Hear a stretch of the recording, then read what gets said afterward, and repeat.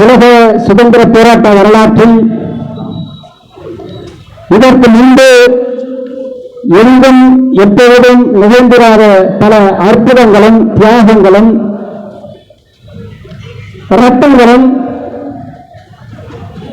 எல்லாவற்றுக்கும் மேலாக 50,000க்கும் மேற்பட்ட எனது மாவீரர்கள் தங்கள் உயிரை தமிழன் என்ற அந்த ஒற்றை சொல்லுக்காக உயிரையே கொடையாக கொடுத்து அந்த மண்ணில் இன்றளவும் தமிழக விடுதலை தாகத்தோடு உறங்கிக் கொண்டிருக்கிறார்கள்.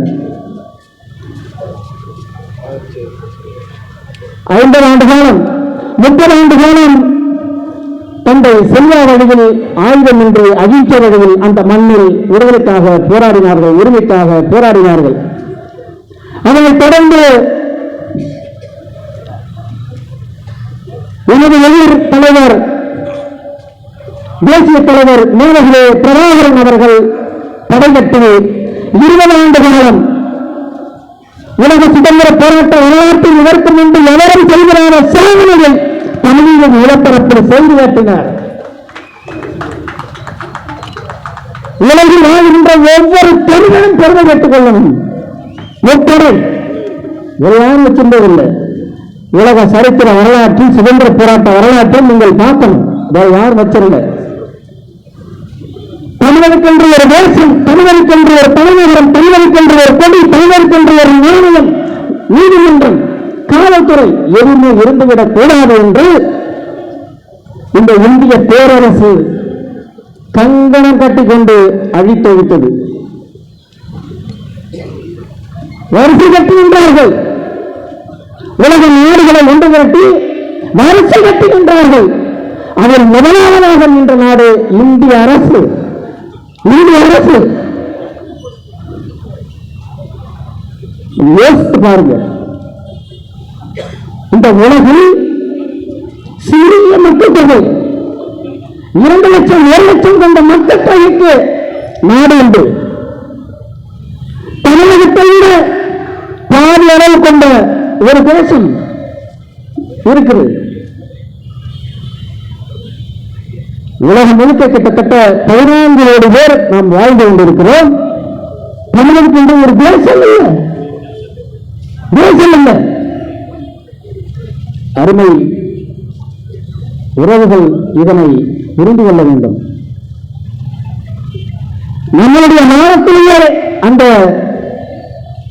போராட்டத்தின் உண்மையை மக்களுக்கு எடுத்துரைத்து நாம் பெற்றாகணும்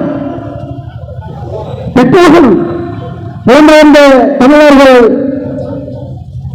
நீங்கள் வாழ்கின்ற தேசங்களில் இந்த நாட்டின் தலைவர்களை அவர்களை சந்தித்து இந்த போராட்டத்தின் நோக்கத்தை, உண்மை தன்மையை, அதன் தேவையை அந்நாட்டின் தலைவர்களிடத்தில் எடுத்துரையுங்கள். அந்த நாட்டின் ஆதரவை பெறுங்கள். வேறு வழி இல்லை. அதை விட்டுட்டு போக முடியாது.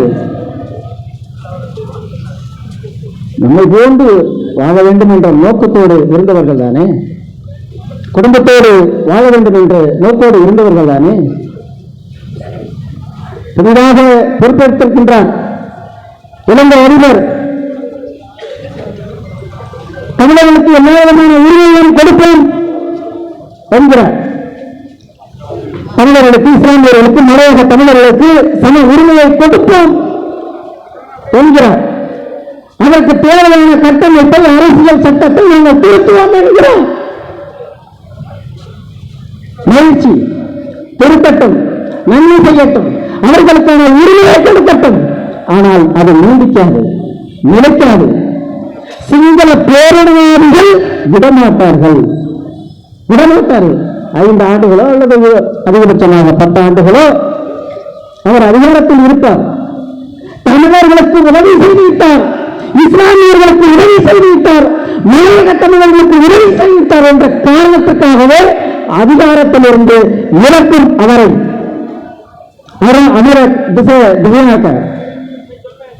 இறக்கிறார்கள். அப்ப என்ன நிரந்தரமான ஒரு தீர்வு தமிழீழம் தமிழீழம் அதுதான் அந்த மக்களை வாழ வைக்கும். இந்த உறவுகளே, இந்த கோரிக்கைகளுக்காக நியாயமான உண்மையான இந்த விடுதலை போராட்டத்திற்காக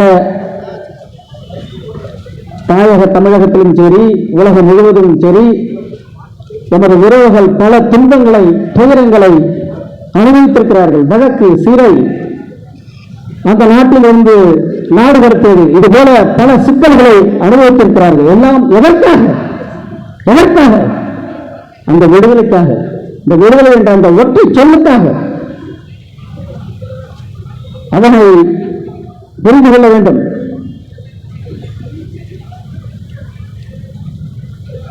தமிழக தேசிய தலைவரை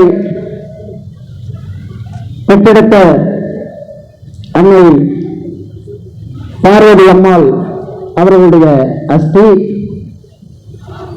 தமிழக விடுதலை போரை இந்திய பேரரசின் உலக நாடுகளும் நசுக்குகிறது, அவர்களை படுகொலை செய்கிறது. அதை தடுத்து நிறுத்துங்கள் என்று இந்த தமிழ் இனத்திற்கும் உலகிற்கும் அறைகூறல் எடுத்து எனது அருமை சகோதரன் முத்துக்குமார் தீக்குளித்து மரணித்தார். எனது உடலை துருப்பிச்சீட்டாக வைத்து போராடுங்கள், தமிழகம் முழுவதும் எழுச்சியை ஏற்படுத்துங்கள் என்று ஈர்த்து வந்தார்.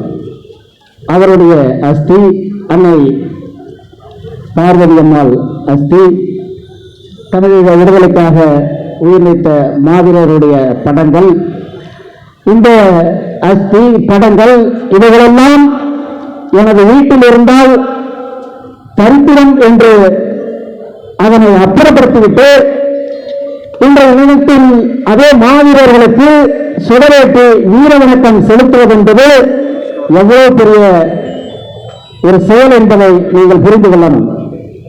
இச்செயலை அந்த மாவீரர்களின் ஆன்மா மன்னிக்காது.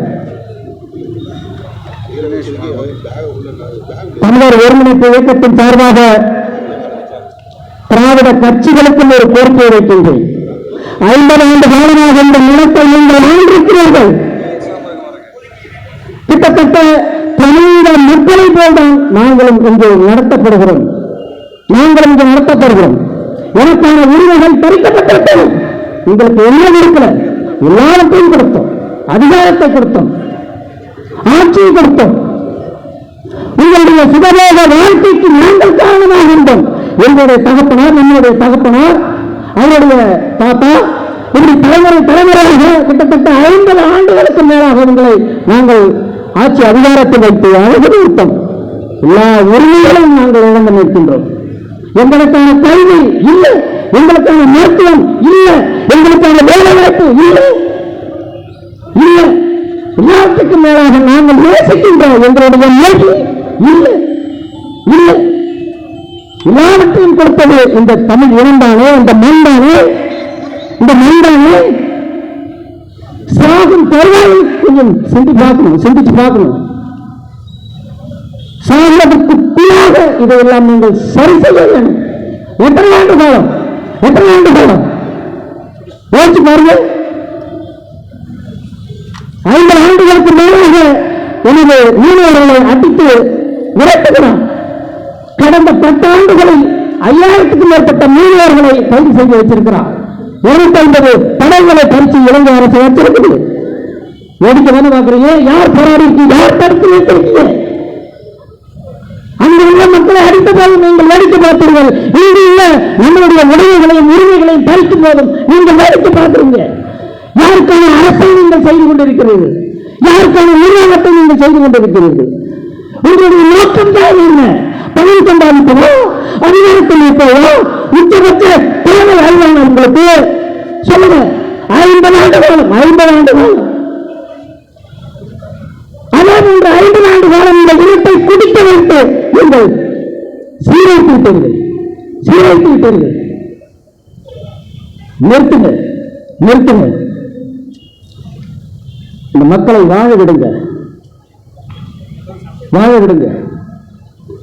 தமிழக தாகம் தனியாது, என் தாய் நலம் யாருக்கும் அடிபணியாது. நன்றி, வணக்கம். நாம் தமிழர்.